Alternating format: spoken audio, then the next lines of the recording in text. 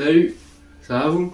On va discuter de quoi aujourd'hui? On va parler d'un marin qui veut devenir écrivain. On va parler de Jeanne Masse, la chanteuse des années 80 là. On va parler de troisième tome de la saga Blackwater et de misère bien crade, bien sale, bien française là. Et puis au final on va parler du roman le plus long que j'ai commencé à lire, tant par le nombre de pages que en ressenti. Alors on a lu quoi au mois de novembre?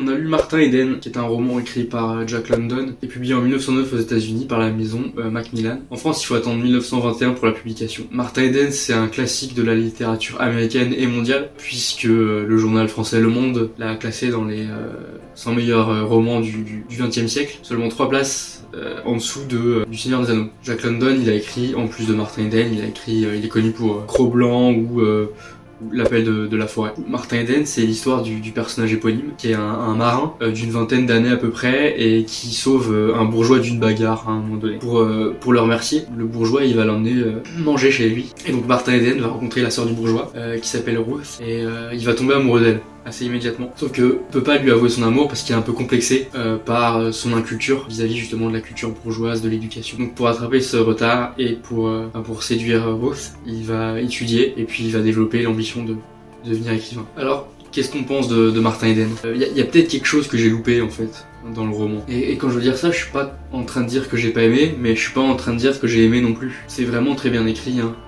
Le style est impeccable, j'ai rien à dire là-dessus. Les thèmes abordés sont très intéressants et d'actualité. Je veux dire, il y a la lutte des classes, des choses qui me touchent comme le processus d'écriture, comme la littérature. Sauf que les personnages ils sont très insupportables en vrai.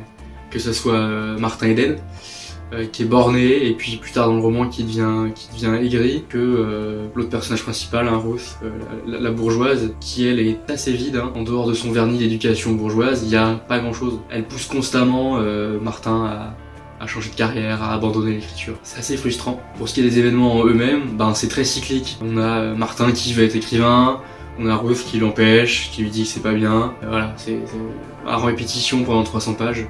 Ce qui est plutôt lassant. On a lu le troisième tome de la saga Blackwater, intitulé La Maison, comme pour le tome dont j'ai pu parler la dernière fois, publié en 2022 par la maison d'édition Monsieur tout seul en voiture, qui m'ont encore fait un travail de dingue sur l'édition.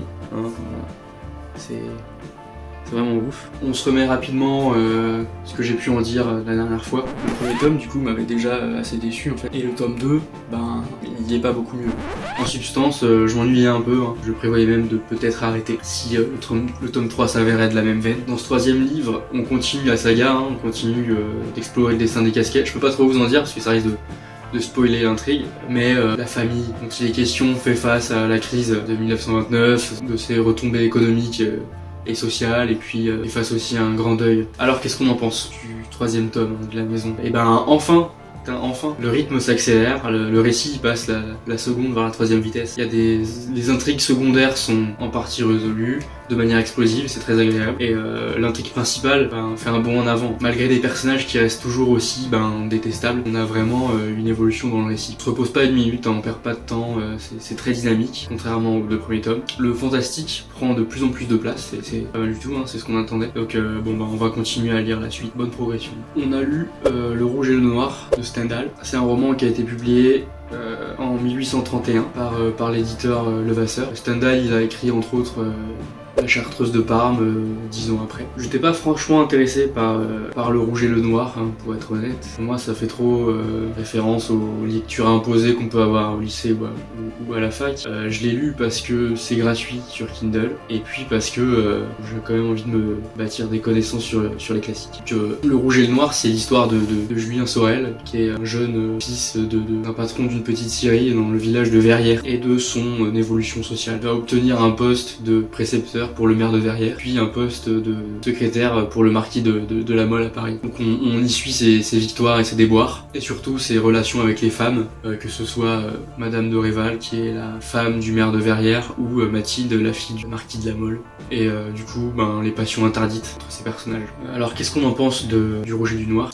Sans surprise, j'ai pas aimé. Donc le bouquin, c'est un roman vraiment psychologique. Donc on étudie l'esprit de Julien Sorel et tout ce qu'il pense. Sauf que le personnage, il est très méprisant et du coup très méprisable. Alors peut-être que je maîtrise pas les codes de la séduction du 19e siècle et apparemment pour que ça fonctionne, pour pécho, il faut être un peu un connard méprisant. En bref, et je passe pas trop de temps dessus, on a un roman que je trouve assez superficiel sur un personnage qui est lui-même très superficiel.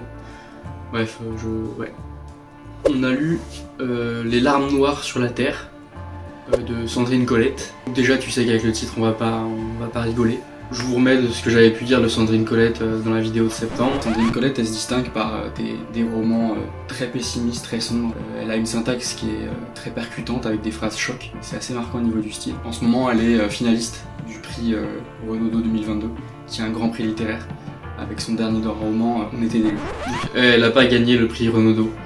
C'est Simon Liberati avec son roman qui s'intitule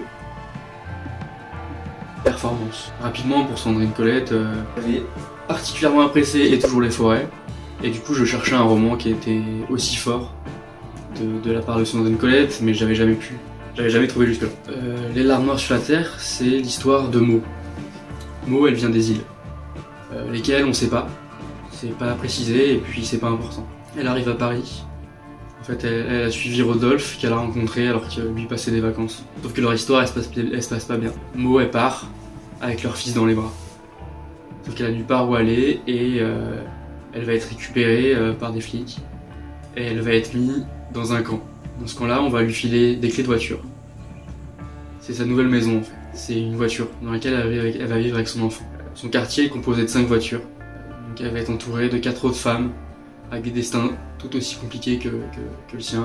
5 femmes qui vont s'entraider dans ce bidonville de misère et de violence. Alors, qu'est-ce qu'on en pense des larmes noires sur la terre? Eh ben, c'est le roman que j'attendais en fait, de Sandrine Colette. C'est vraiment bouleversant. C'était à la hauteur de ce que je cherchais.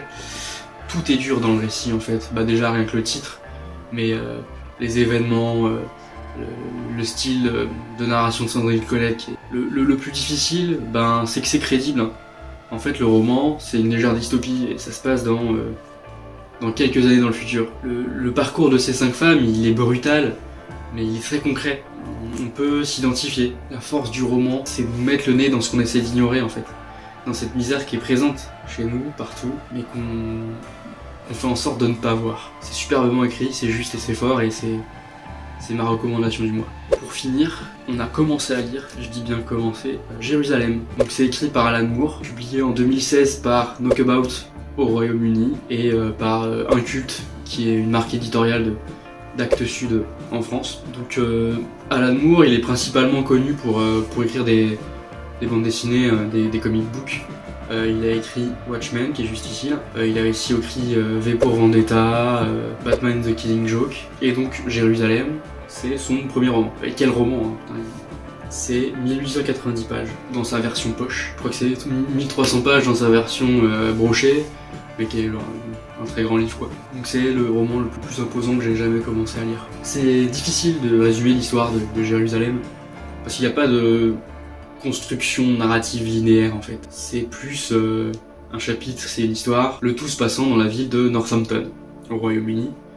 Donc c'est la ville dans laquelle est né et a vécu Alan Moore. Et le roman se présente comme un gigantesque hommage au quartier des Burroughs. Du coup c'est un quartier populaire dans lequel Alan Moore a grandi. Mais c'est tout ce que, voilà, je peux pas faire d'autre résumé que ça. Et du coup, qu'est-ce que j'en pense? Eh ben, on en parle le mois prochain.